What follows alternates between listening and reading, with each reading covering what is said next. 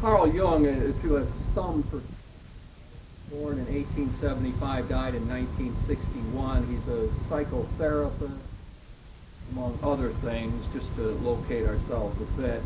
And mostly responsible for a book called Memories, Dreams, which was put together when he was 83 years old. He wrote some of the chapters himself and other parts and so on. And it's that book that I will be using in large understanding of Jung. In fact, for each one of our authors, what I'm really going to do with their autobiographical work, because I believe that that's a reflection. When we read how somebody else views their lives, it seems to, couldn't I view my life like that? Or maybe I ought to think more deeply about it. The work that I will be dealing with, Memories, Dreams, and Reflections by Carl Jung. And I think that the first thing I want to note is the great importance of the inner journey. He doesn't write this autobiography, he says he can remember a lot of the inner journey that happened to him. And that's not what's important to him. You don't get dates and important people that he interacted with and conferences he went to and all of that. What you get is the inner journey. He said he goes on in himself. He remembers his dreams from when he was very young. He had a whole lot of material, and he remembers the visions he had and the schemes that went on in his own psyche. It is quite a remarkable kind of thing. He said things like that at times he just had to write. He just had to get his ideas. He would feel physically ill in one way or another. That was just a drive within him to give expression to what was going on.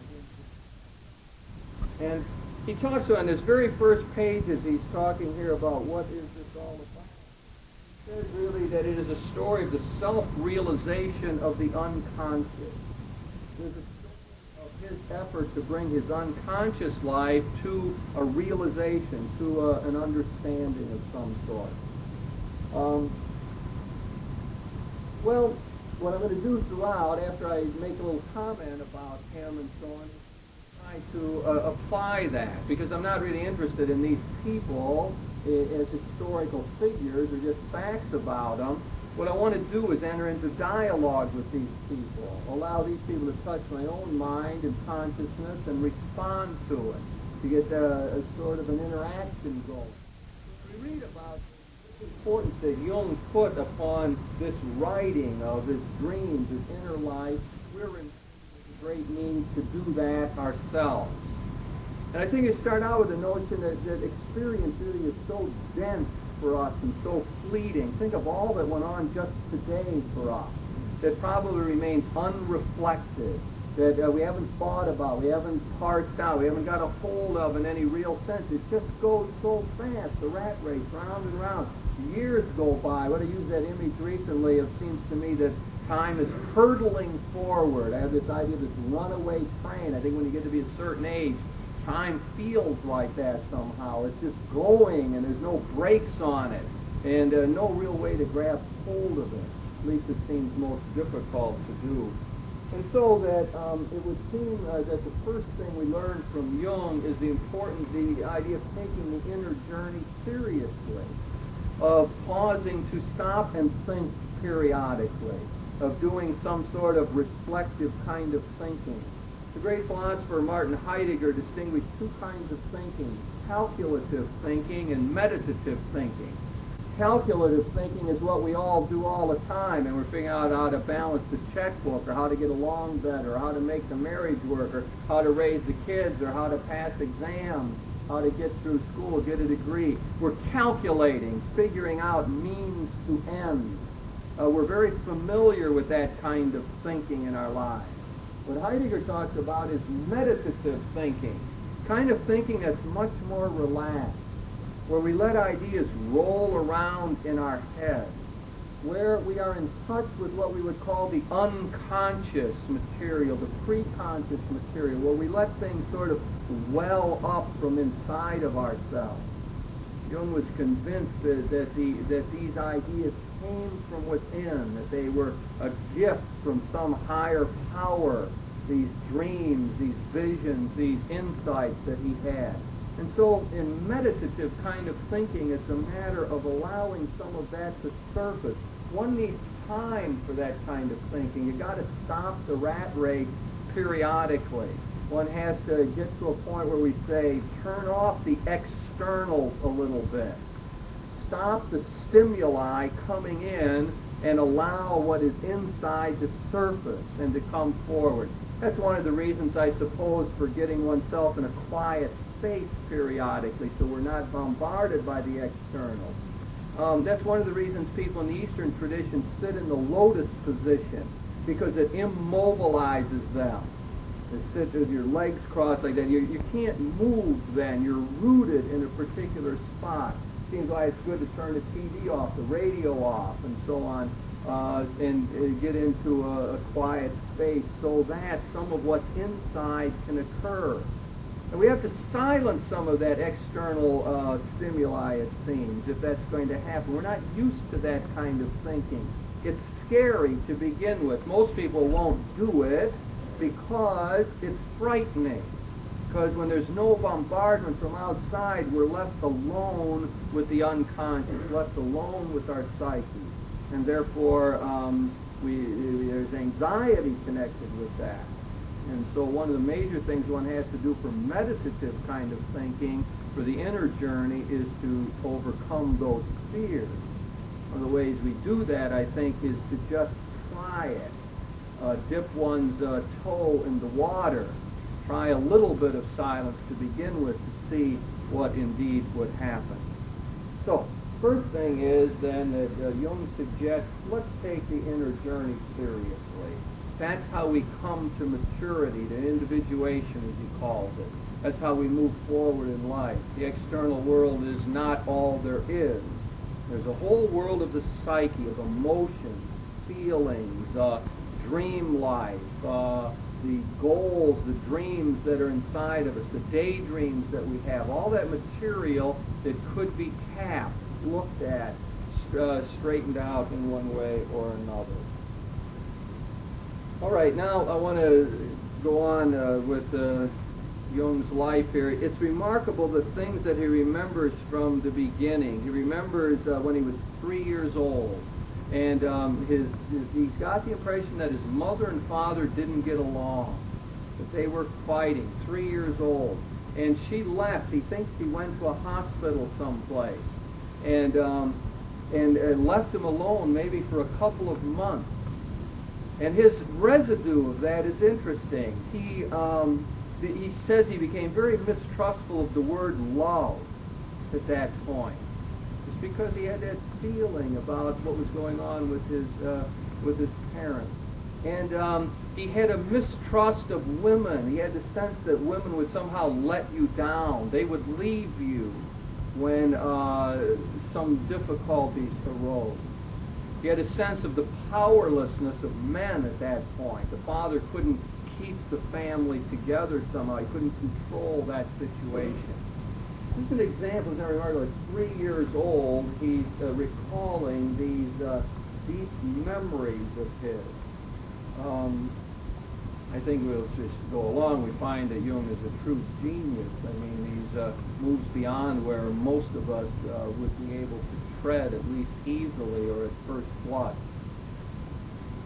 Now, I move on to what it was one of the most significant things that happened to him in his whole life, really. And we move up to the age 12 now, as he tells us in his autobiography here. It's recalling a lot of dreams and material from his youth like that, and again seeing how it affected him later on. I mean, that when he heard the word love, it really had come on in if you want.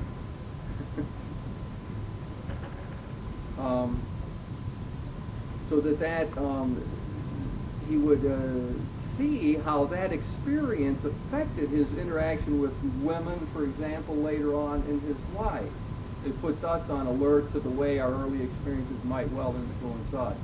Then we get to the age 12 was a very significant time for him. He was shipped off to school in Basel. He's Swiss, by the way, born and raised in Switzerland. And he's shipped off to Basel, and he was always sort of a loner, and he didn't really get along with the other kids all that well. One time a kid pushed him down, and he was 12, and he hit his head on the curb, and he was sort of faint after that, and he'd faint, and he didn't want to go to classes. And somehow he must have got back home for a while, and as he was putting on this act, so to speak, he wouldn't go to classes. He overheard his father one day telling a friend, "This is terrible, you know, we're spending our money on doctors and so on, and this young lad, he looks like he won't be able to take care of his life, and what will he do later on? He won't be able to care for himself." And that was just a total shock to the young man. He really didn't know what to do about this at all. And he heard that, and it just said, nope. It was like, come back to reality. And the reality is we have to face life as it really is. And he went back to school at that point, started going to classes again, and really became a diligent student from then on in his life. And then there was to get to the really important one then, he says it this way: one fine summer day that same year I came out of school at noon, went to the cathedral square. Sky was gloriously blue, the day one of radiant sunshine. The roof of the cathedral glittered, the sun sparkling from the new brightly glazed tiles. I was overwhelmed by the beauty of the sight and thought, the world is beautiful and the church is beautiful. And God made all this and sits above it far away in the blue sky on a golden throne, and at that point, a great hole in my thoughts and a choking sensation. I felt numbed and knew only, don't go on thinking now. Because I would be committing the most frightful of sins. The most terrible sin is the sin against the Holy Ghost, which cannot be forgiven. And if he went on thinking, he would be committing the sin against the Holy Ghost. 12-year-old lad, so it puts him into terrible consternation. He can't sleep at night. He's got to block out the rest of the picture. He can't look at the rest of it. And so he goes on like this for a couple of days, 3 days or more. And finally, it just gets to be too much, and he argues with himself back and forth. God must have given me this vision. How could he want me to sin? What can I do? What can I make this? Should I do God's will or not? Should I think it or not? Repress it or not? What should I do? And finally, he says then, he gathered all his courage, and he says, as though we are about to leap forthwith into hellfire, and he let the thought come. Saw the whole vision again, and then he realized the next part of it was that God had defecated on the cathedral and smashed the cathedral. And when he faced that, a great peace came over him. He called it a moment of grace. So that was it. I felt an enormous and indescribable relief. Instead of the expected damnation, grace had come upon me, and with it an unutterable bliss such as I had never known. I wept for happiness and gratitude. The wisdom and goodness of God had been revealed to me now that I had yielded to his inexorable command. Powerful experience that really took him through the rest of his life. What he learned from that is that one had to face whatever was darkest and strangest inside of oneself. From then on, whenever he was tempted not to look at his dreams or not to face the conflicts in his life or the shadow side of his own existence, he knew that that was a temptation, and that the will of God, the command of God, was not to repress and to block, but to face this thing. To face it even if it was weird, strange, even if it was this strangest of kind of ideas to a 12-year-old that God had defecated on his own church here. Well, again, from this experience, I think that we learn something important again, and that is that if we're going to move in this direction of self-awareness religiously, it's going to be a scary business. It's going to be a difficult task. There will be things that will come up that we just don't like. There will be things about our personality and character that will repulse us. Things about our perception of the world that will seem weird, that won't make much sense. When we once begin to take our fantasy life seriously, we come up with a lot of strange material indeed. Fantasy, the imagination can produce some things that we all say, geez, that's not me. I wouldn't think like that. I'd never say that. I'd never scratch her eyes out like that. I'd never say those terrible things to my colleagues and so on. So it becomes, once we are in touch with, or try to get in touch with our darker side, it will indeed frighten us. And the lesson of Jung is, of course, that we have to deal with those things. One of my own senses in my counseling is that I sort of see two types of people on this. One type of person seems to be horribly upset by, whatever strange fantasies, like anger fantasies is a big one. How many people repress anger, for example?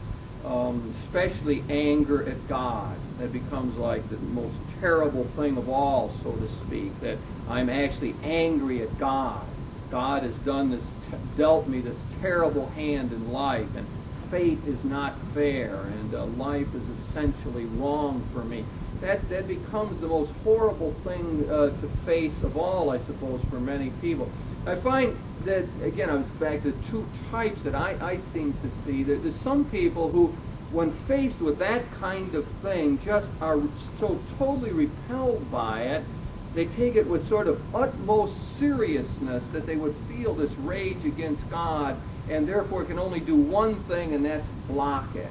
I mean, when one begins to probe or talk about it or ask about it or suggest it that maybe you're angry at somebody and maybe that somebody's God here, that there would just be enormous walls built up. And the other kind of people, and those people would be the same ones who just, couldn't stand their sexual fantasies because they'd be a little kinky or something. They just could never admit that they had these strange sexual fantasies. And I think that the other side is people who seem to have an innate sense that it's not worth that much anxiety or worry. That, so I have weird thoughts, so doesn't everybody? There's some people that just seem to me to be able to take a lighter attitude to those things. Yeah, I'd like to scratch your eyes out, but I'm not going to do it. Or, of course, everyone feels that way.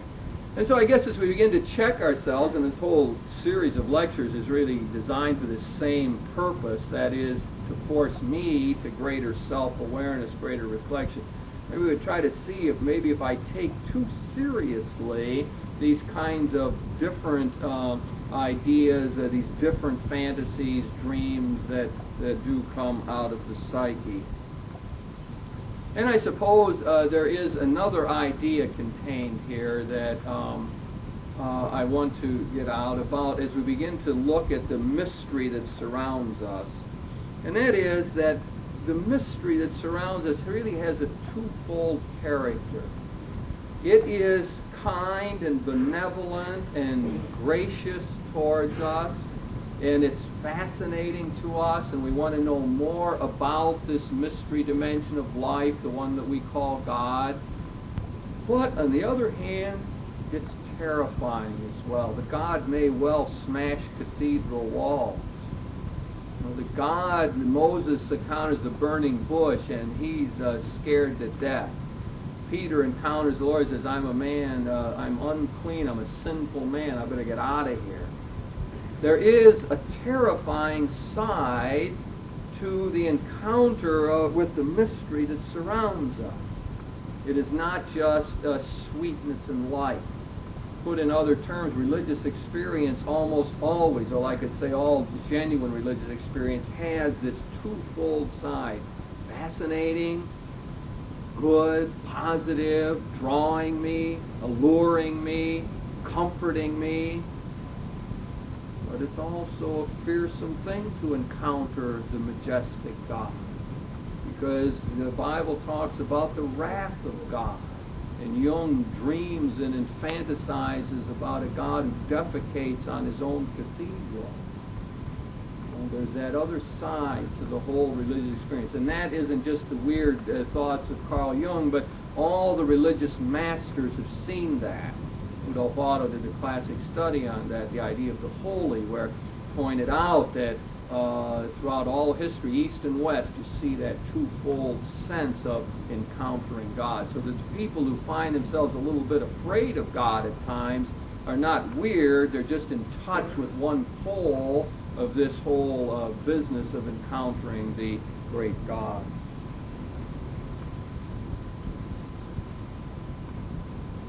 Okay, now I'll move on to another set of experiences. Jung goes off to school, continues his studies, decides to turn to medicine. He was really torn between studying philosophy, the humanities, and so on, and studying medicine. He had that drive with him, one for empirical knowledge, science, get it all straight and down, and the other side that wanted to talk about the spiritual and be in touch with the deeper dimension of life. So he's torn, can't really figure out what to do. He decides to go to medical school, and as he says, during this time, 1892 to 1894 now, he enters into what he calls very serious discussion with his father. Now, what is he, 17 years old, 17, 18, 19 years old? And I'm going to talk a little bit about this whole relationship with his father. His father was a minister. His father was a very educated man. He had his Ph.D. He was did it in language study of the Song of Songs and the book in the Hebrew Scriptures. So he was a really talented, educated man. And yet, Jung, Carl Jung, the son, could not talk with his father. He desperately wanted to communicate with his father, but he couldn't. He would listen to his father's sermons in church and just be totally turned off by them. And he was turned off and couldn't deal with his father because his father didn't know. Because his father was mouthing words and going through rituals, and he knew that his father didn't know the secret. He didn't have the encounter with the divinity. He didn't have the genuine spiritual experience in his life. And because of that, his father was undergoing tremendous doubts. He would never tell anybody about that. I think that Jung surmised that. Tremendous doubts about his faith. And so that Carl thought of his father as sort of going through a hypocritical show of being this minister and this preacher and so on, and not having the substance. And Carl would want to bring up to his father what really counted, this encounter with a God who's both fascinating and terrible. He couldn't tell him about his vision of the cathedral. His father would have never understood. Couldn't tell him. Interesting, his mother was more in touch with that side, with what he always called the number two personality. He used to distinguish number one personality, our ego, and the way we deal with our world. So a number two personality was the deeper level of our being. And when he had looked at his mother's number two personality, he knew that she knew some things. Still couldn't trust her to tell her these kinds of deeper things, but a lot of times he was in touch with the matters of the spirit in a way that he knew that his minister father really was not.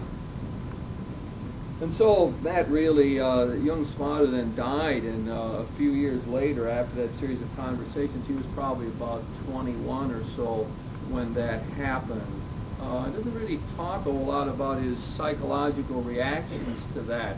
But what impressed him most of all was the distance. Unable to be in touch, unable to talk about serious matters with him. Now, Well, just to complete that phase of the thing, in 1900 then, he would have been 25 years old then, he had to specialize, and he had a lot of mixed feelings about that, but it was at that point that he chose psychiatry. Even in 1900, psychiatry was sort of, not much. Those were sort of charlatans and so on, and not esteemed as a profession at all. But he saw it as the one way he could combine his two interests. That is, in empiricism, in facts, science, data, on the one hand, and the life of the Spirit on the other. It was the kind of profession where those two things could be brought together. Okay, we bring ourselves up to this state now. Now, where does this take us, and what are we going to learn about this whole journey of our own? One thing I would draw from this is the vast importance of being in touch with our own experience. Learning to trust our experience of life, of making sure that religion for us is not just a ritual and not just a series of dogmas and so on, but that it functions as a pointer to something deeper, that is an encounter with the living God. That there's really no substitute for this when we begin talking about a religious self-awareness. We have to ask ourselves, how much of our religion is just routine and ritual? How much are we like Jung's father, profess it, proclaim it, say it, so on, but not ever know what it's all about? Not ever be in touch with the God who's speaking underneath and behind and secretly and anonymously in the midst of all of those symbolic actions. That seems really crucial, to learn to trust our own experience, so that I often give that exercise to people about trying to find out what we really believe. I guess I'll talk about this in the class on Teilhard de Chardin. I shouldn't go into this too much, but it really is a vital exercise. Instead of saying, what do you believe, and you say, well, the church says, or the creed says, to turn it around and actually get to the point of saying, no, I believe this. A large step forward in life, and one that this whole business of Jung reminds us of, that religion is a matter of experience, of being in touch with the great God and becoming more and more aware of that. And the second thing that I would get out of his experience here is the tremendous importance of being able to talk about it to somebody else. In his whole life, he didn't tell a lot of these dreams. I think he didn't tell one of his important early dreams till he was 65 years old. I mean, told no one. He wanted to desperately. Always felt like he was weird or strange or different, and no one else would understand what he had to say. And I think he felt trapped by this. At one time when he made some mistakes, did some things badly, he said, it's because I was isolated, because I was alone, because he didn't have a guru, spiritual guide, director that he could talk to. And I think that that whole thrust to try to get at his father, to try to be with his father, suggests the great need for that ourselves. To have other people around who understand whatever level we're functioning at.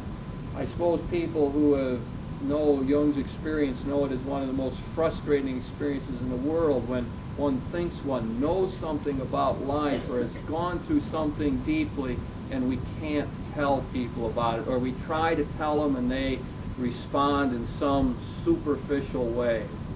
That is among the more frustrating experiences in life, I guess.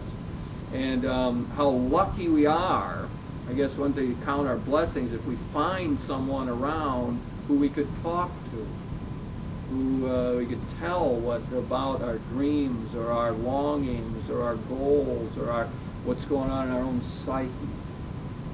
It'd be neat if husbands and wives could play that role for one another. Well, I guess that doesn't always happen, but it certainly would be neat. In the Christian tradition, we talk a lot about having a spiritual director, someone that we would go to regularly to be able to discuss these vital things with.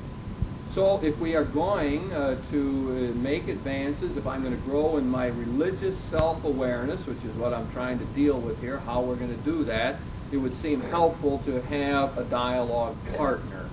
Probably in our lives, we're not going to find too many people we could ever do that with. I don't think it's realistic to think I'm going to have 10 people who would understand me in life. But perhaps if we find one person or two, we would count our blessings, would know life somewhat as we know it. And that, the value, of course, from that is the reality check, isn't it? And it's interesting, sometimes people will come to me and just say, let me tell you what I'm thinking and feeling. I just want to find out if I'm nuts or not.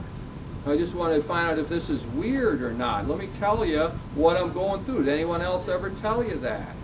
And that's sort of a neat role to play. You know, it's people just need that reality check. I mean, am I on the mark or not here? Do I have to reorient my whole thinking or not? We need that.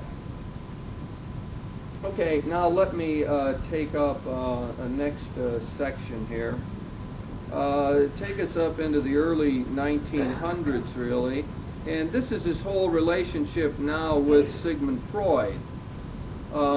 In 1900, Jung read Freud's great work, Interpretation of Dreams. He'd been 25 years old then. It was interesting what he said. He said, I had too little experience to understand it. That sort of made me feel good. I always said I never had a serious thought till I was about 25. I'm always empathetic with students who are struggling a bit and so on, since I know that well in my own life. And it's interesting to hear Jung say, I didn't have enough experience to appreciate that book at that time. So I think it's so typical, isn't it? You read something at one point in your life and think, what's that? And you read the same book 10 years later and it means a whole lot to you. Whole different thing. Great experience, I suppose. But so he read it 3 years later, 1903, and now it began to make some sense to him. And of course, I mean, people associate Freud with the whole discovery of the unconscious, at least the popularization of that, the importance of the unconscious and how we operate, and so on, and the way that dreams manifest to us the content of the unconscious life.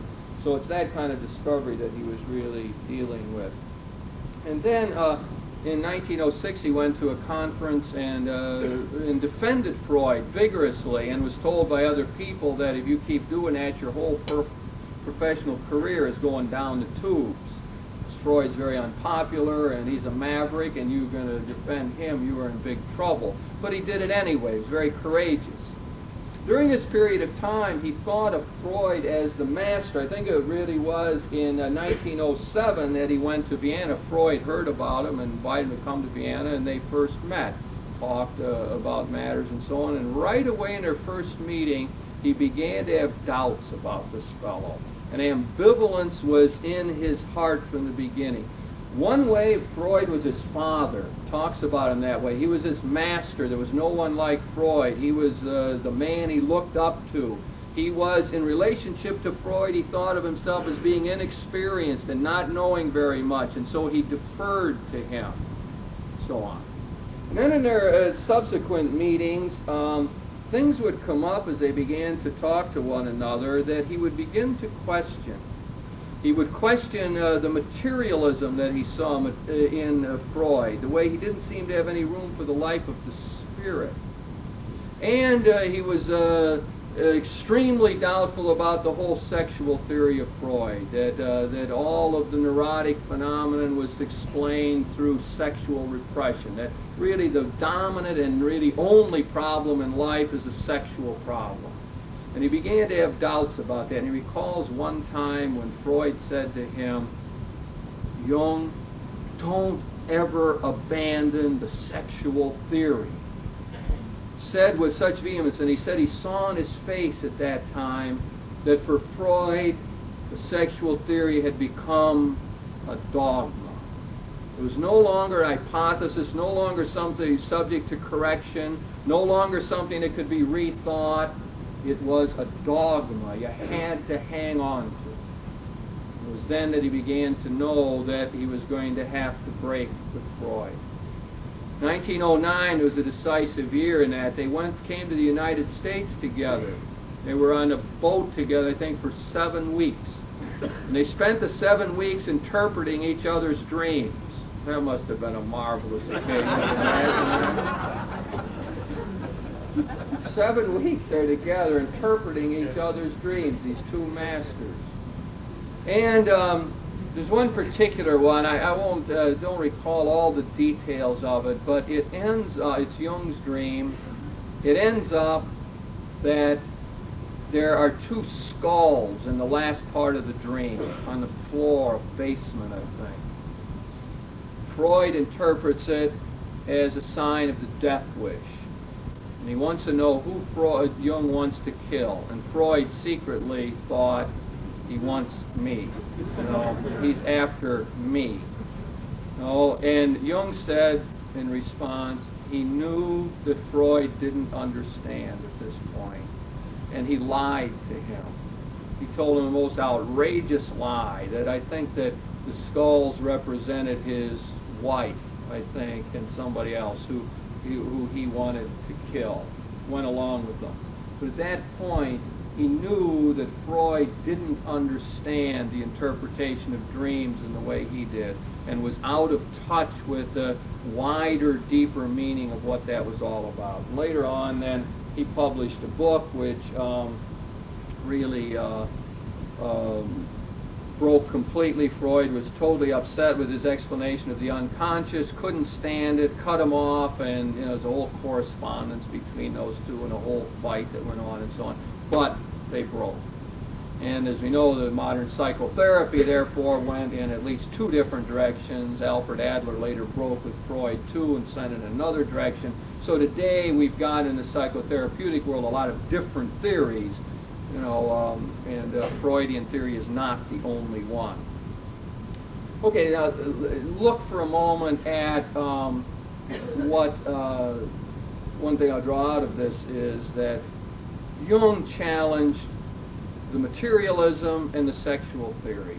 So for Jung, problems were spiritual problems. We were spiritual creatures. The unconscious was the way God spoke to us. That was the vehicle of God's interaction with us. It wasn't just a materialism. Freud's great work on religion is called The Future of an Illusion. For him, all religious reality was an illusion. It is a projection out of one's needs. Project the need for the father figure. For Jung, that was all backwards. It wasn't projection like that. What was going on in the unconscious was the work of God. God giving us his messages, his signals, God's work, and we had to be in touch with that. And the other theory, the thing was that he rejected totally the idea that sexuality was the only problem in life. And substituted for that really much more of an idea of meaning. That the great quest is for meaning in life. I think he once said that he never met anyone over 35 for whom the real problem of life was not meaning. And so, he said that, sexual problems are obviously important, and a lot of therapy revolves around that. But I think what one would get out of that is the idea that sexual activity really becomes symbolic activity and is much more related to the quest for meaning, for the search for some deeper dimension of life. Good clue for examining, I think, one's own sexuality. In what ways it's symbolic of deeper realities. And the second thing I would like to get out of all of this is the need to live out one's own personal story. After Jung broke with Freud, it wasn't like the dream when he admitted it. He felt crummy after that. He felt afloat. He felt abandoned. He felt in ways that he couldn't really get hold of his life. It was a tough couple-year period after this break. And yet he felt, I must live out my own myth. Translated in our language, I must try to be true to my own story.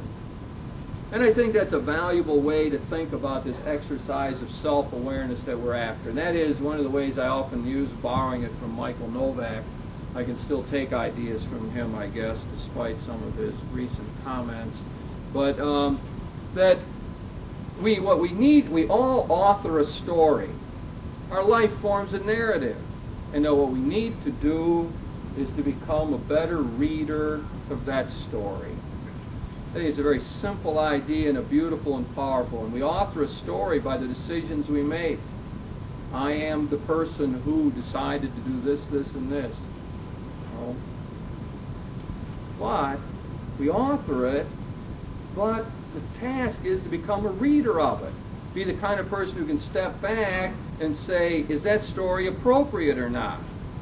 Do those decisions make sense? Do my daily decisions fit into an overall pattern, a story that makes sense?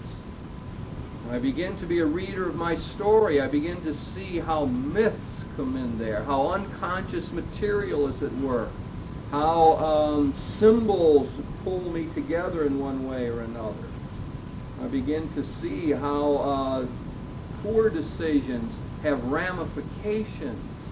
They don't just happen and then pass away. They're like the rock thrown in the water that ripples out. I begin to see, look what happened from this decision. And it begins to put great importance on the decisions I make in the story as I go along. So what I would get out of this Freudian interlude here has something to do with the business of becoming a reader of my own story. We're going to author it whether we want to or not. When it's time to check out, we'll have a whole story in place. Birth to death. We'll have created it. It's remarkable, isn't it? It's the power of human freedom. Power to decide who I will be forever, to grab hold of my life. That's a fantastic ability to make myself what I will be forever. We'll have the story done at the end. As we're going along, it's good if we know what kind of story we are authoring. Be able to check it out, see how it's going, see if there's changes that have to be made in it, because I'm not really tied to that story. It's open-ended. Become a teller of a tale that can be changed. Okay, let me move on here to the next section that I want to take up. That is, by the time, I think it was Jung, if I've got my dates right, sort of had this thing personally figured out by the time he was about 52 years old. That's sort of comforting to some.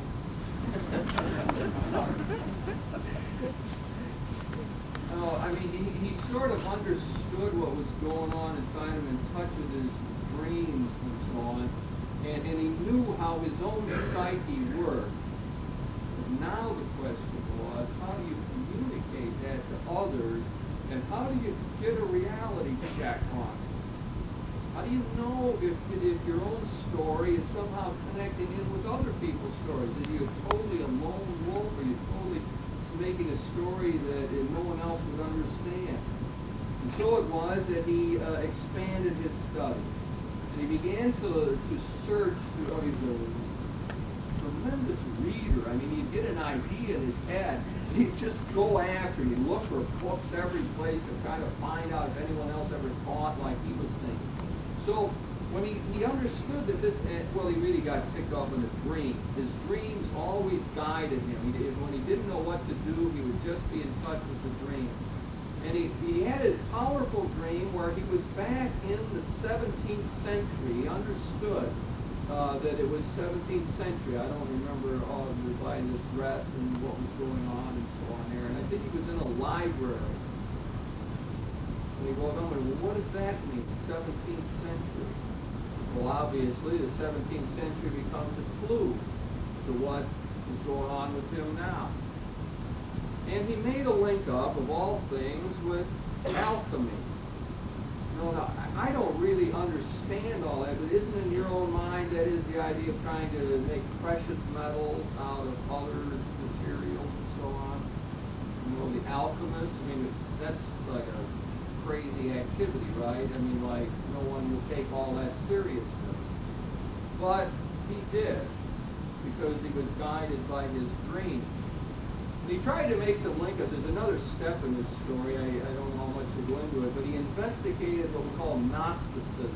There was a heresy in the early church about having an inner illumination, a light that had a very sort of anti-sexual character to it and so on. And so he went back and tried to read all these Gnostic things, all these Gnostic writings, which were very symbolic, but he couldn't decipher. He didn't know what they were talking about. So he started studying the alchemists who really reached their zenith in 17th century. That was how he put that together. So he started reading all this stuff, this weird idea about creating these precious metals, and he had all this strange language and so on. And he began copying out, made volumes of notes out of all this, trying to put it all together. Well, eventually he began to see clues. That is, he would find in their images that were in his own psyche.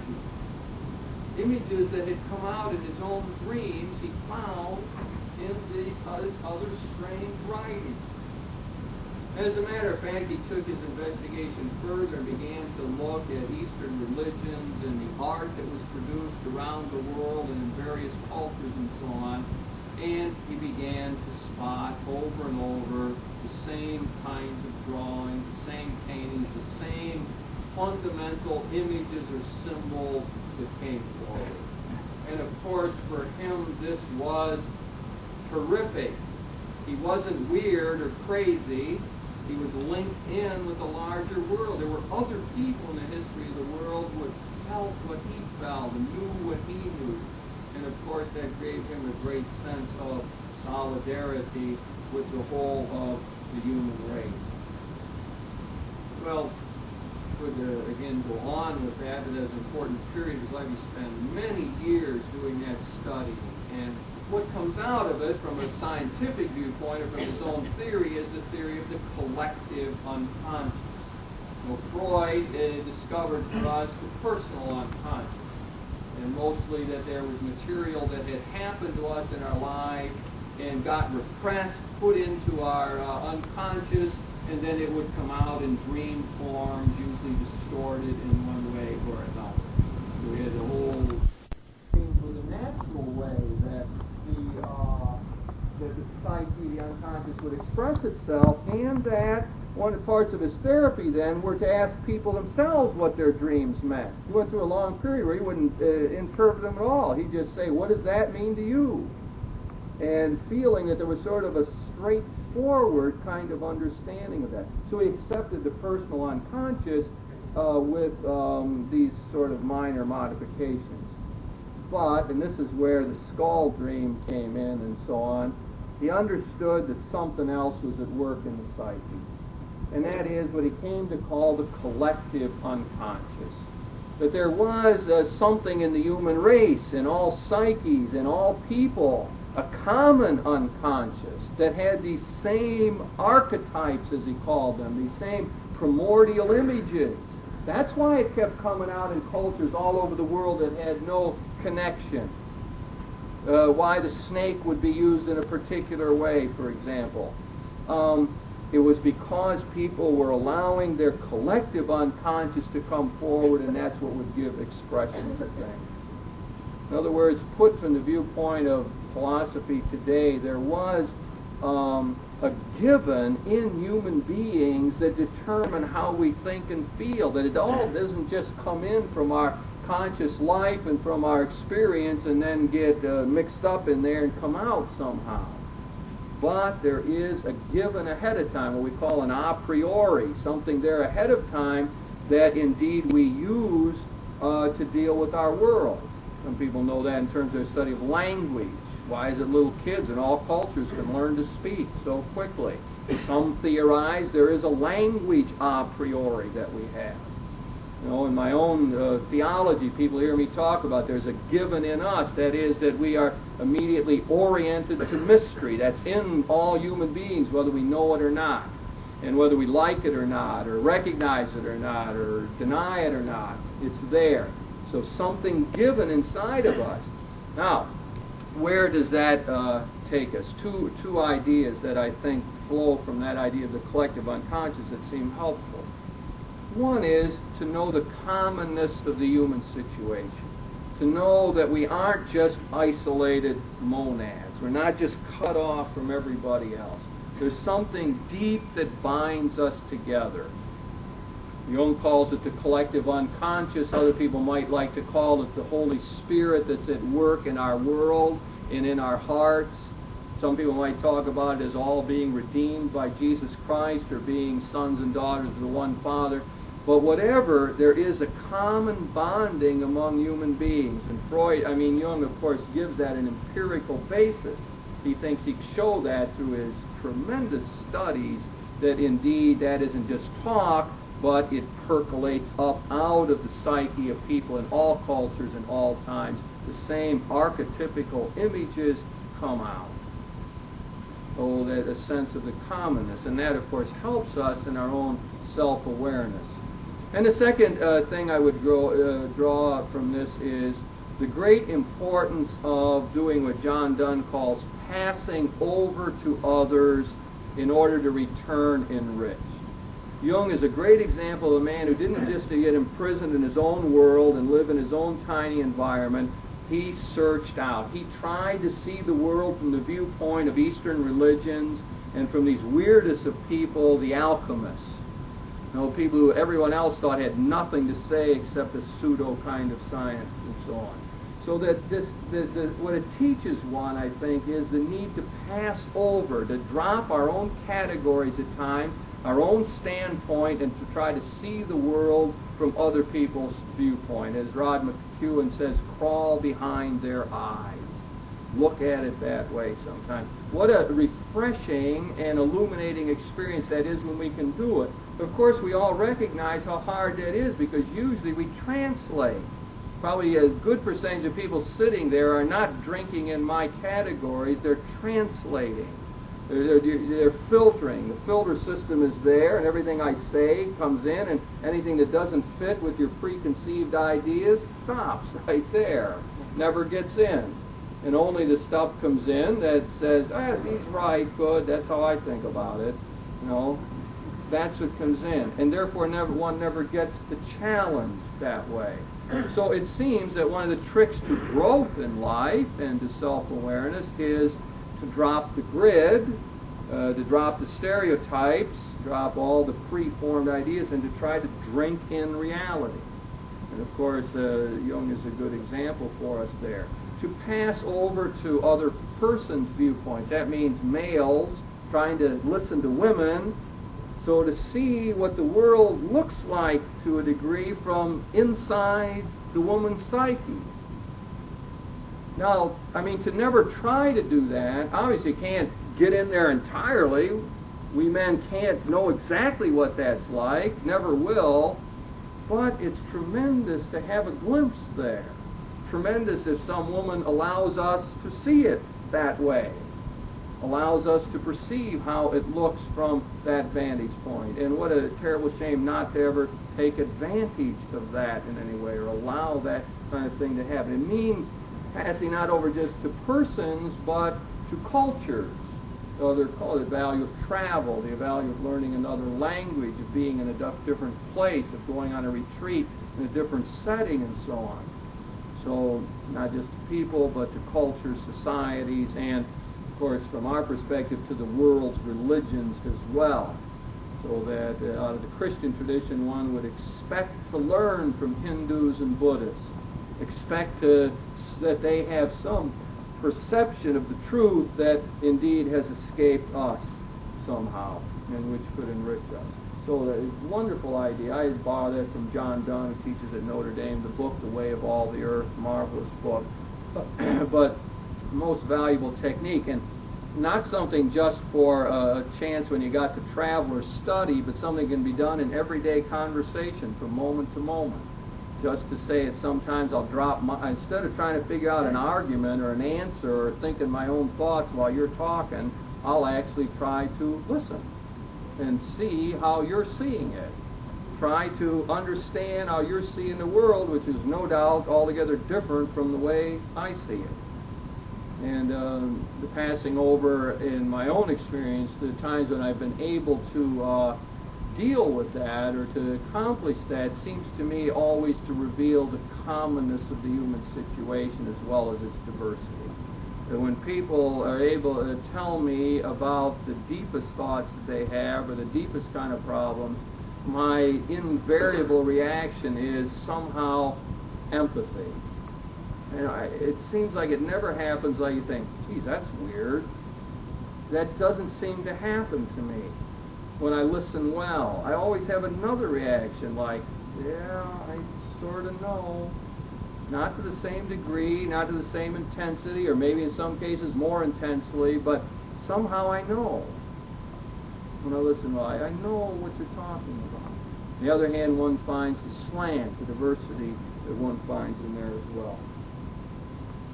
Now, final section of this thing is to talk a little bit about the way Jung tried to put this all together, how he envisioned the process of growth in life, and how he tried to relate that in a way to the Christian symbol system. I'm going to have to be sketchy here, but it may open up questions and so on.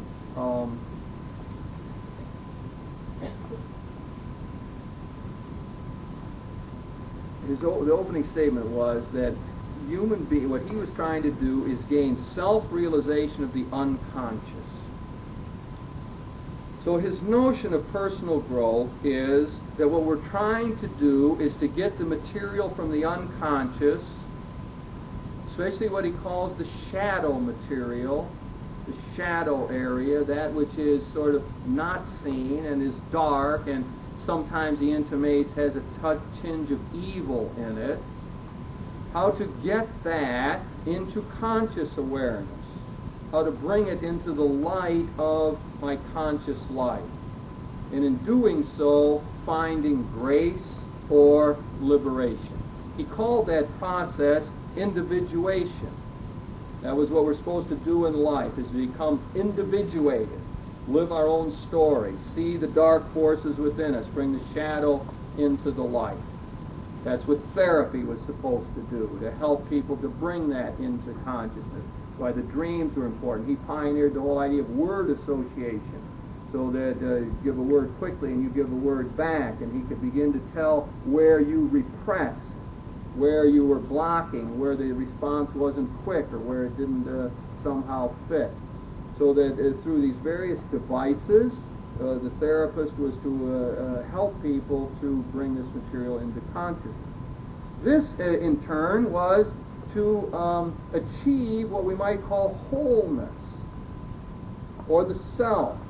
As is in much of modern thought, there's the distinction often made between the self and the ego. The ego is seen as the controlling element, the more rational, manipulative kind of side of ourselves. That's the kind of mask I wear to the public.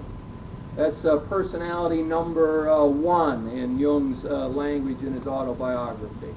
That's the way we usually function. We're controlling, keeping things. You're not going to see this part of me, and so on.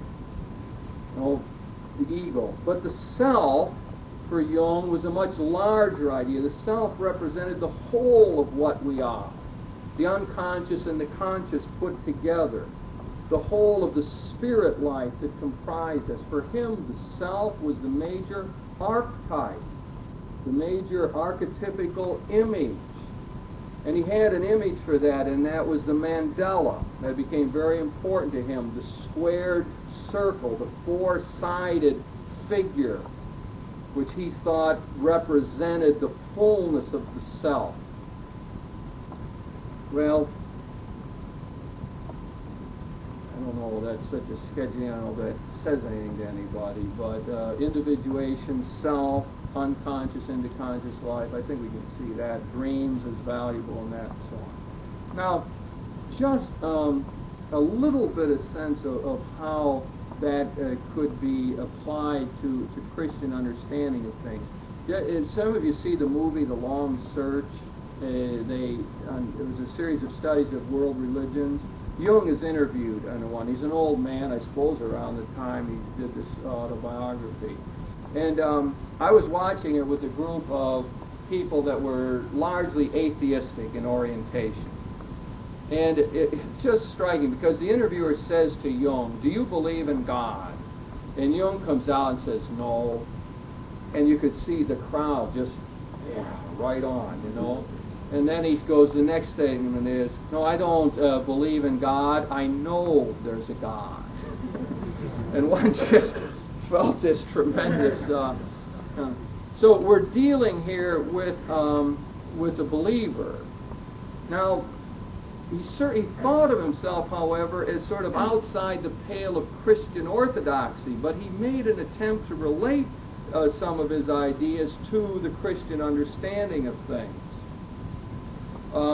And I think that today there's a number of spiritual writers and so on who are picking up on Jung's ideas, using them to try to reinterpret the Christian doctrines. Maybe one example of the way he would become very unorthodox, and that is that he felt that the Trinity is an inadequate symbol for God. That doesn't make sense, that there's something missing in God when you think of him just as Father, Son, and Holy Spirit. Because you see, the mandala is really the thing. You need four sides. You need a quaternity. God's got to be four somehow, not three.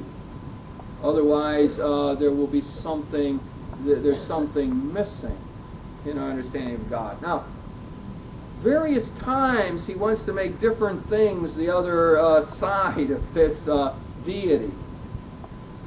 Sometimes that becomes the feminine figure. The Trinity is too masculine. And Freud felt that therefore the whole feminine was lost. That's part of his whole theory of the self. That the self is our best understanding of how God is. And the male self has the feminine pole, what we call the anima, the pole that we associate with feminine virtues as compassion and nurture and so on, care. And that when men don't face that pole in themselves, they become excessively macho and can't relate well to women and so on. And that the male had to be in touch with the anima just as the female had to be in touch with the animus, that is, the male pole within the woman. And he thought that with the Trinity was too masculine in Christianity and was missing something. It's one of the couple of reasons why he thought Pius XII was one of the few people in the 20th century who knew what was going on. You know why? Pius XII is the one who proclaimed the doctrine of the Assumption in 1950. He thought that was one of the smartest things ever done. And that the Catholic Church really was with it because in his mind the Catholic Church was getting the feminine principle, the Virgin Mary joined up there with the deity, in one sense to complete the quaternity. But the other more usual way in which he talked about completing the quaternity is really going to get us into muddy waters, and which has really turned people off, and that is he felt that the problem with it was that it's all too good and loving. In the Trinity, the dark side of God is not present, the terrible side of God. And so he wanted to put up there somehow evil. Now this becomes a place where I suppose many people will be lost or say, goodbye, Carl. That this can't be, and so on. That how are you going to have a God who's somehow a mixture of the good and the evil in himself? Jung thought that was the only way to explain the problem of evil in the world, and that the traditional Christian understanding of the problem of evil didn't make any sense and wouldn't hold water. And again, maybe we can talk more about that as we go along. But it's one example of the way he would reinterpret a doctrine. Let me just tell you how he would do it in a more orthodox way. He would talk about the unconscious as representing the Father in the Trinity. The Father being the source of all of the energy, the drives, and so on, the origin of things. And of thinking of the conscious self as being the Word, the Logos, the rational understanding side of things. And this process of individuation, of bringing the unconscious into life, was the work, therefore, of the Spirit. Now there you see an example of trying to reinterpret the Christian Trinity that probably isn't so offensive to traditional Christians. That would begin to make more sense to people. Well, what do I get out of all of this section here? Is this. One, that as Christian believers, it seems vitally important for us to incorporate into our understanding of things the insights that come from all over the world, from all different sources. So as a theologian, I ought to be willing to try to dialogue with Jung and find out what he has to say to see if it could enrich my own understanding of the faith. As a church, we need to be able to use the sciences, sociology, psychology, and philosophy, in order to bring back to ourselves a re-understanding, a reinterpretation of the Christian faith. And the last and final thing it suggests is the continual need in the light of the modern world to rethink the faith. So that when we're looking at a religious self-awareness, that it's not like, well, I've got this one thing going. I'm into learning about myself. I'm into expanding my experience. I want to be in touch with my deeper realms and so on. But over top of it is this layer of dogma and church teaching and rules and regulations that sort of thwart that won't let me be honest about all of that. I can't really do this too much because I don't want to get out of sync with this dogma system up here, or my church superiors or something. And I think that an honest effort at religious self-awareness will get thwarted that way. And I would suggest that it seems better to be able to be in touch with the deep realms, go with the flow, try to understand what we really feel and think about life, and then to make that the basis of trying to both refocus and reinterpret our religious tradition, our doctrines, dogmas, rituals, and a whole institutional structure. That's a different way. In other words, most people would say, well, believe that, hang on to that, and you can think these little thoughts down here or there, but get on to that. And of course, if we're going to be genuine about the search for individuation, then we can't do that. Then we have to be intellectually honest. I've said this before, but I repeat it. When I left Karl Rahner in Munich, I wrote him a note and I said, Pater Rahner, I want to thank you for one major thing. That is that you have allowed me to hang on to my Christian faith in an intellectually honest way.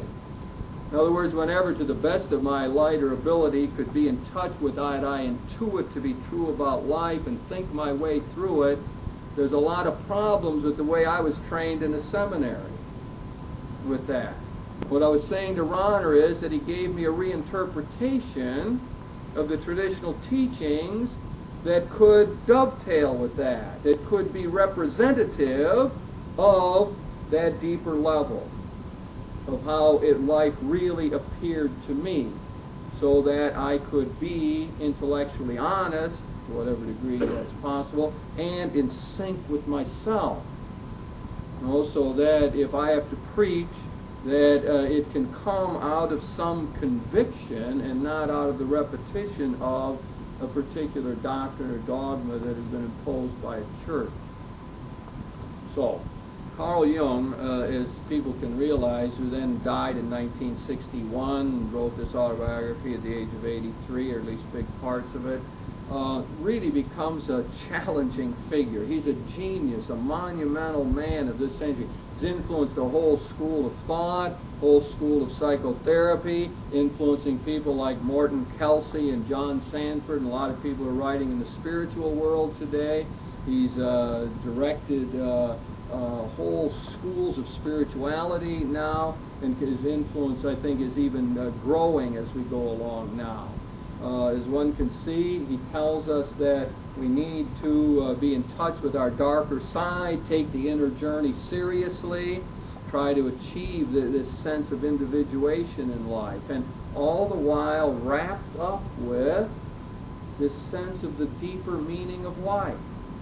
That all of that makes sense and can be trusted, and we don't have to fear it, because the mystery, while terrible, majestic, is still at the same time gracious and friendly to us.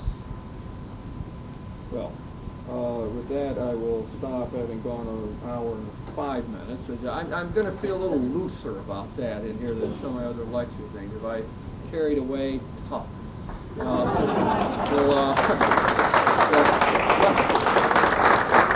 Let's take a break, and it's an easy time for people to disappear. And for those who want to stay, well, let's take about a 5-minute break, and then when we come back, we'll entertain questions, discussion, and so on.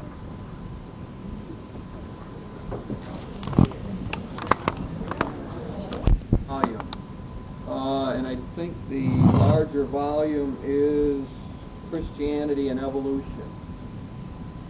But if you can find it, it's a marvelous little book, 100 pages, and it's the best summary of Teilhard de Chardin's thought that's available, I think.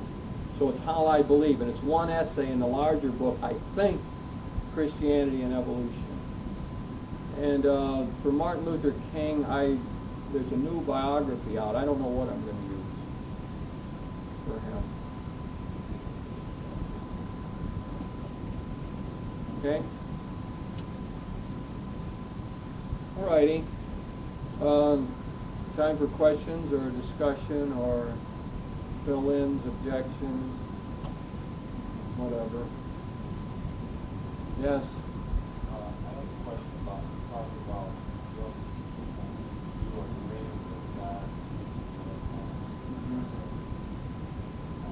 Sometimes the things that I have, I'm wondering whether you take them and statements as guiding things to my life on some way that they take them as something almost like a inevitable realization, or are they something that speaks to the state how would Jung feel about that? Well, there's no doubt that Jung took it very seriously and saw that as communication to him. I presume he had all kind of dreams that weren't that significant and functioned in another way. His clue was if it contained a lot of archetypical material, that is, a lot of what comes out of the collective unconscious, or whether it had striking imagery in it. It seems as though the dreams he reports in his autobiography have that kind of character. And incidentally, he dreamed things like about his mother's death before she died. And before the First World War broke out, he had all of these dreams of the blood flowing throughout Europe and so on. So many of his dreams were connected with the future. And in retrospect, I mean, he didn't, usually the way he writes about it is this: when he dreamed about the blood, and this happened, he had a number of dreams in early 1914 along this line. He didn't know that a war was going to start, like he could go tell somebody, stop the war. But in retrospect, after the war, he looked back and thought that that's what his dreams meant. Same way with his mother. I mean, before his mother died, he had this obvious dream of the huntsman, as you call it, coming to take the soul away of a significant person. He interpreted that to be related to his mother's death at this time. So I would say the clue for him was whether it was big and important and archetypical in that way. You asked, my own sense of it is that I don't trust that. I mean, my own opinion. I don't trust that process in that same way. As far as dreams, being able to pick those out, or Jung will oftentimes use the word fate in connection with this. it almost sounds like, once it's dreamed, it's determined somehow. That's an impression I have in reading it, and I really disagree with that in terms of our sense of freedom and so on. For the average person, I would think it dangerous just on their own to think that they are predictive or totally to be followed in that way. My sense would be that when we make decisions, that would be one factor in it, and would be a clue that should be checked out, like about what vocation we're supposed to have in life or something. I think he had a dream before he decided to become a psychiatrist that directed him in this way as he saw it. So that, if dreams, if you become good at it, it would seem to me a safer process. But I see it as one element in a whole thing. If some guy comes to me and says, I dreamed of becoming a priest, and he's sitting there talking to me, and he has no aptitude for that or no interest in that or anything else, I don't think you say, yeah, good, go do it because you dreamed it. My sense would be that there's other factors that need to come into play. Even I think out of the Jungian psychology, that's a fair statement, because what he was after is bringing the unconscious into consciousness, into the light. And the light would include our rational side as well. Now, many other dreams are just simply results. You dream that you're in a furnace because you're hot. That's how Aristotle thought of dreams. I wrote a master's thesis on dreams once, and that it was, the whole idea of the scholastics and an Aristotelian thought was simply that dreams were a response to the external stimuli. Of that day, something big went on that day, and you dreamed about it at night. Now, I think most of us, in a common sense way, we know that happens. You blew something during the day, and you dream about it in some form at night. And I don't think you can take those with that kind of seriousness. I think that Patricia Garfield wrote a book called Creative Dreaming. She studied a tribe someplace, I don't remember where now, in a tribe of people where everybody there knows all their dreams, or most of them. They can recall them and they talk about it. It's ordinary conversation. You hi, what'd you dream last night?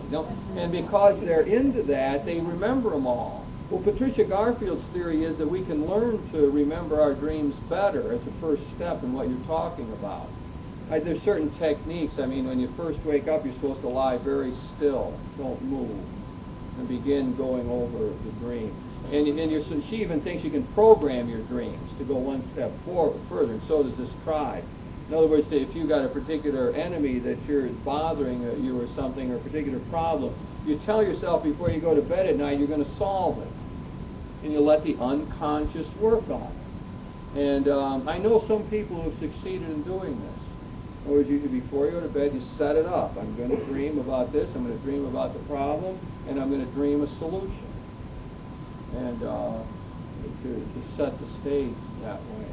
So there's a lot to be said about the dreams, but for him it was one vehicle of the divine speaking. My sense is it's got to be critiqued. That would be seen to me to be another sort of idol to set it up. As though that's the only thing we're going to follow. Is that adequate, or does that suggest another question?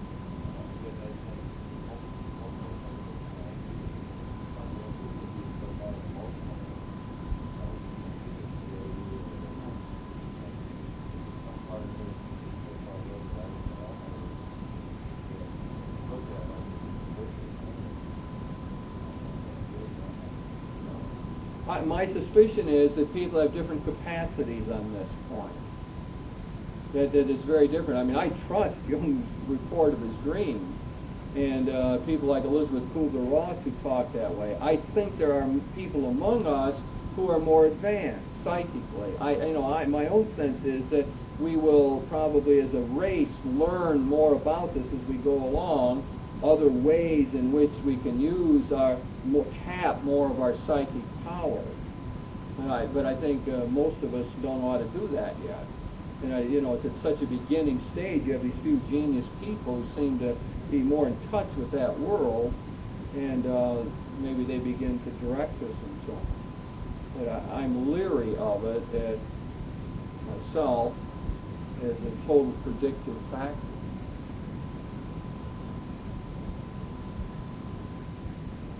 Yes.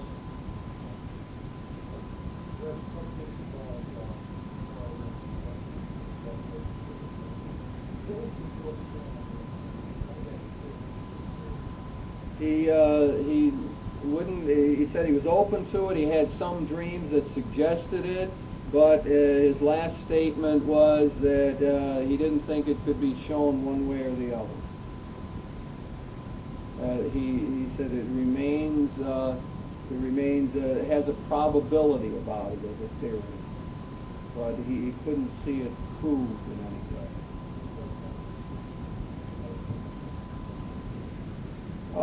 I think that would be one way of expressing it. I think it would be the work of the collective unconscious, probably, the stored wisdom of the ages. But he did have dreams that suggested to him reincarnation, but he didn't use them as, his other dreams for him were just sort of absolute messages in a way. In that case, it wasn't. He wouldn't go that far.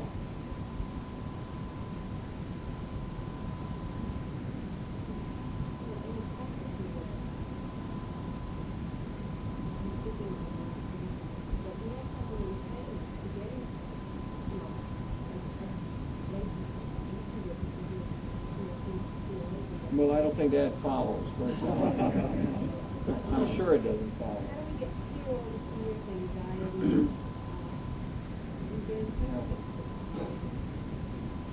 That's, certainly the crucial question, isn't it, as we, going through this first class is supposed to be on the question of how we achieve this. I made some suggestions in the lecture that I can reinforce. I really think that we have to learn to be quiet.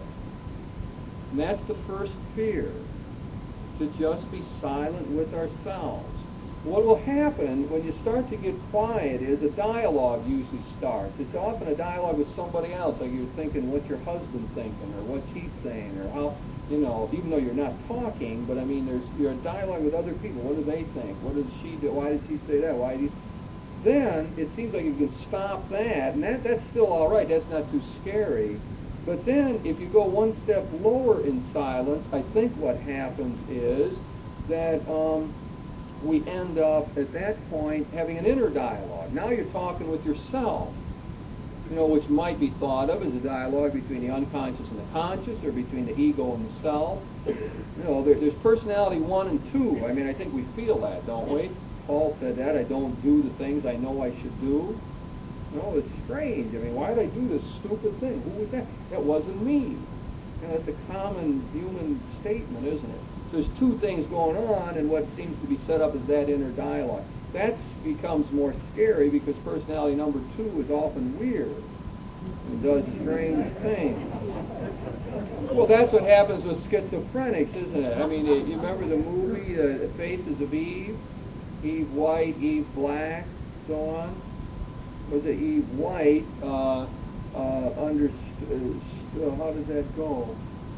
The unconscious, I don't remember how that all works. But anyway, that's schizophrenic then. The Eve Black, the unconscious, takes over and just becomes a total personality. And now you're walking around living out that other life. That's what schizophrenia is partly about. Anyway, so you got to get beyond that dialogue, and that's when the scary part comes. The next level of silence that is frightening, because now we're in touch with the depth. And we're in touch with what I think is God, but God does have this terrifying side. And I think that just to be quiet like that for a while and find out you don't fall apart is helpful. Now, there's another technique which I've used for years, and I never really knew where I got it. I don't remember where I got it, but I know it's very Jungian. And that is, when you begin to feel the fears, the blockages, I'll tell you my own way of doing it, and then the link-ups with Jung. My sense is to intensify the fear, so that if I am afraid of a particular encounter with the person that I would try to get more frightened, try to get as afraid as possible, to magnify it, and so on.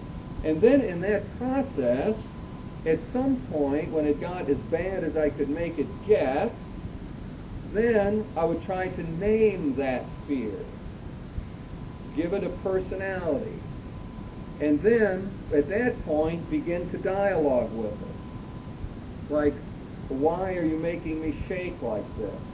Or, here's my other image for the sports fan. Ali on the ropes, the roper-doper. You know, against George Foreman. He thought of that in the middle of the fight. Roper-doper goes like this. He lets Foreman hit him as hard as he wants, as long as he wants. Tires him out. At the end of that time, he knows Foreman can't defeat him. He wins the fight. The roper-doper. Go ahead, demon fear. Fire away. You know, make me cry, shake, whatever. Do the most. The idea being that the demon punches itself out. If the demon ends up finding out when it comes out of the shadow into the light that it's not as scary, as powerful as I thought.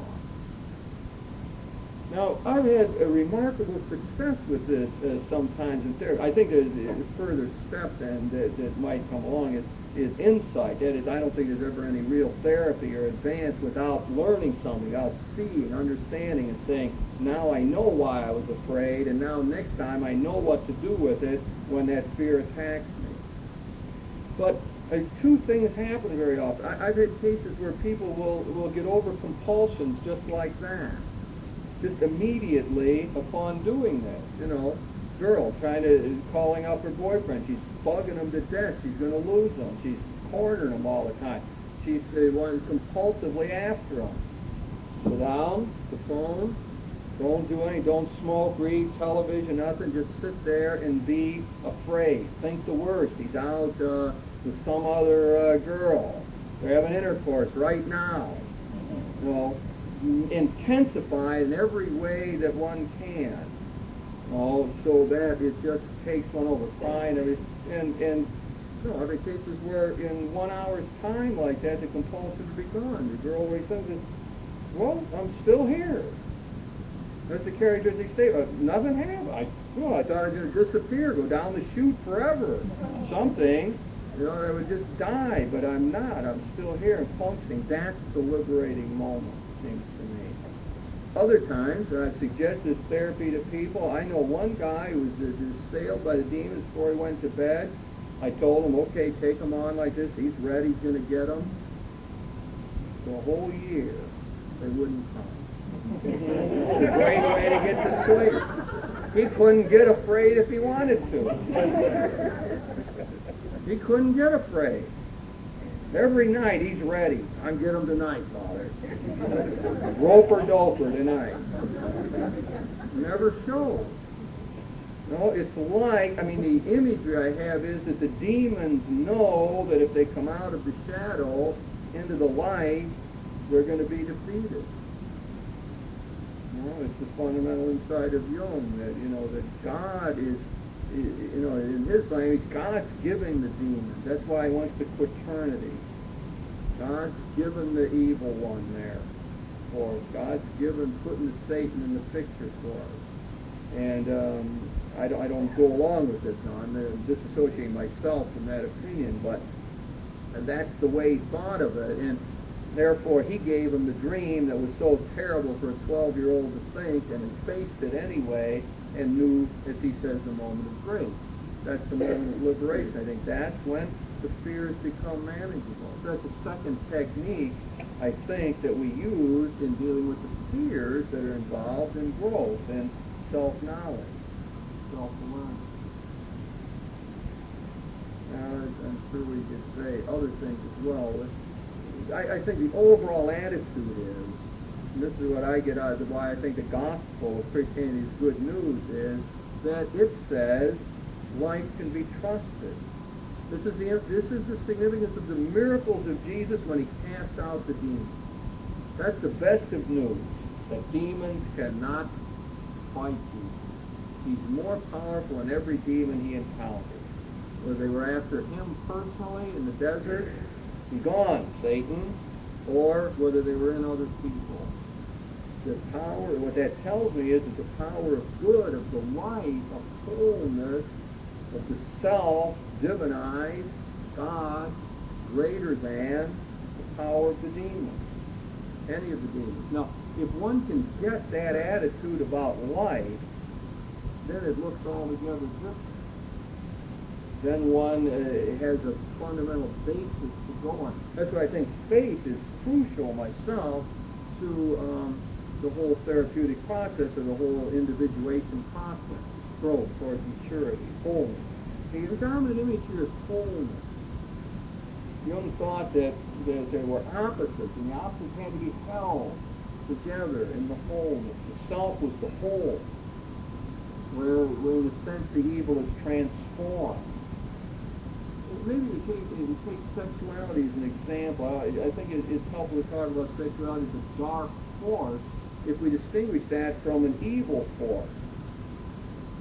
And some people get put off by that language, but the dark force means that it is, among all things in life, one of the harder things to fathom, make sense out of, to control. And yet, the sense is that what one is trying to do is not repress that power or pretend it isn't there. Someone is trying to transform it in a constructive way. It would be an example of when to self, to hold itself as including sexual drive, which is now is a dark force in one sense, but is in the light as well. And you can see the language becomes paradoxical here, but I think that's because that's how life is.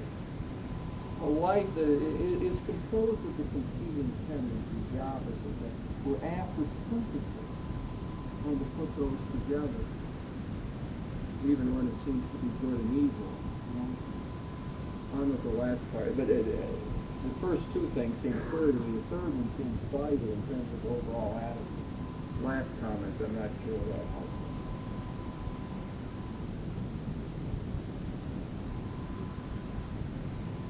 Give us the day.